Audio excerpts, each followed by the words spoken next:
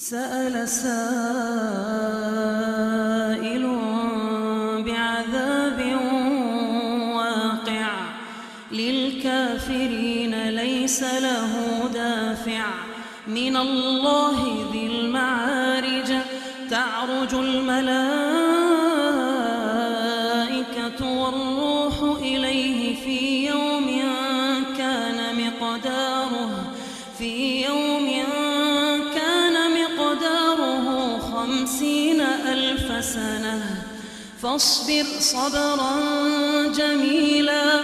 إنهم يرونه بعيدا ونراه قريبا يوم تكون السماء كالمهل وتكون الجبال كالعهن ولا يسأل حميم حميما يبصرونهم يود المجرم لو يفتدي من عذاب يومئذ ببنيه وصاحبته وأخيه وفصيلته التي تؤويه ومن في الأرض جميعا ثم ينجيه كلا إنها لظى نزاعة للشوى تدعو من أدبر وتولى وجمع فأوعاه إن الإنسان خلق هلوعا إذا مسه الشر جزوعا وإذا مسه الخير منوعا إلا المصلين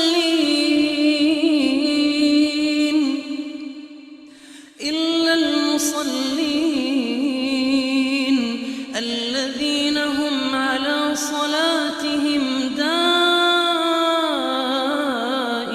دائمون والذين في أموالهم حق معلوم للسائل والمحروم والذين يصدقون بيوم الدين والذين هم من عذاب ربهم مشفقون إن عذاب ربهم غير مأمون إن عذاب ربهم غير مأمون والذين هم لفروجهم حافظون إلا على أزواجهم أو ما ملكت أيمانهم فإنهم غير ملومين فمن ابتغى وراء ذلك فأولئك هم العادون والذين هم لأماناتهم وعهدهم راعون والذين هم بشهاداتهم قائمون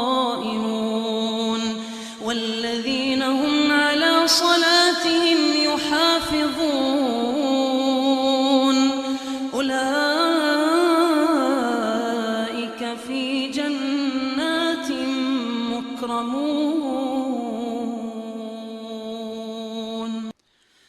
فما للذين كفروا قبلك مهطعين عن اليمين وعن الشمال عزين أيطمع كل امرئ منهم أن يدخل جنة نعيم كلا إنا خلقناهم مما يعلمون فلا أقسم برب المشارق والمغارب إنا لقادرون على أن نبدل خيرا منهم وما نحن بمسبوقين فذرهم يخوضوا ويلعبوا حتى يلاقوا يومهم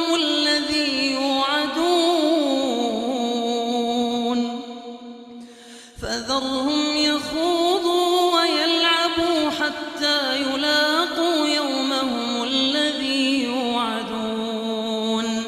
يوم يخرجون من الأجداث سراعا كأنهم إلى نصب يوفضون خاشعة أبصارهم ترهقهم ذلة ذلك